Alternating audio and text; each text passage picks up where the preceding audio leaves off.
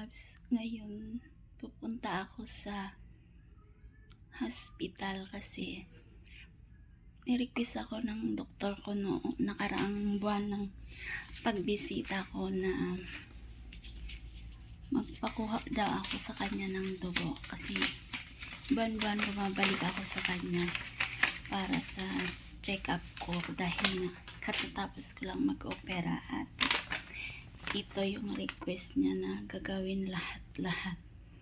Kaya yan ang ipapagawa ko ngayon. Ang init. Grabe, tingnan. Ang init, ang init.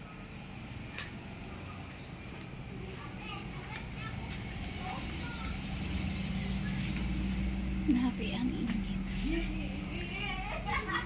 Kumikinang yung init ko. Init. Grabe, sobrang init. Lalakad lang ako kasi malapit lang yung hospital dito sa amin.